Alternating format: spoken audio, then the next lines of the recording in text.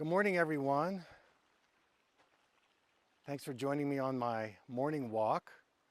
So I want to talk about autism and vision. This is a massive subject, and I'm not going to be able to cover everything in this video, but I want to talk about the relationship of a child's autistic behaviors and their visual system. So what I have found over the years is that a lot of kids that are diagnosed with different degrees of autism have difficulty with sensory processing. So that would be like if we took somebody who's autistic into, say, Walmart, and with the fluorescent lights blinking constantly and all the merchandise on all the shelves, don't you feel a little overwhelmed when you go in there? I do.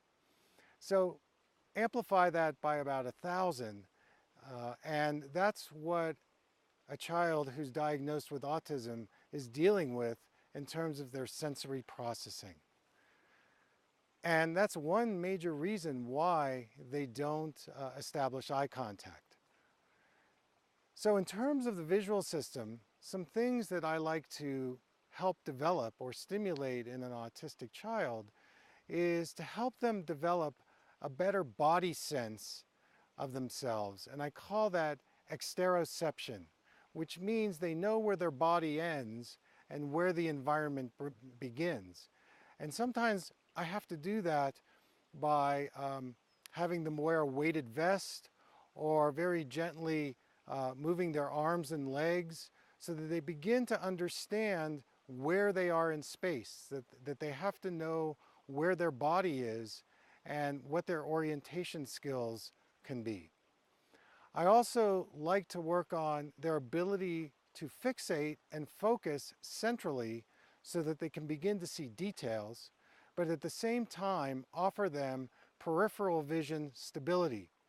Now, one of the ways that I like to do that is using a special prescription called a yoked prism.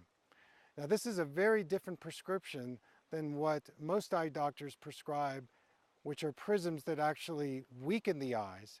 But this is a prescription that actually changes the spatial orientation, and it can move or open up the peripheral vision in such a way that it helps a child combine their center vision with their peripheral vision comfortably without stress, and then their brain can begin to adjust to the yolk prism prescription. It's amazing how it works.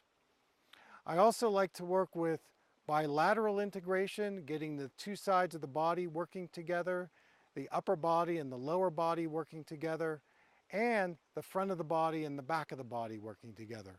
So we do many different things, say on a physio ball and a rotation board and a balance board. So we're teaching these kids how to balance and focus and coordinate their body, including their eyes, in the process. This is what I do in vision therapy. And it's not the magic bullet. I think that autism has many different layers and levels. I think the biochemical issue and the digestive issue is very important.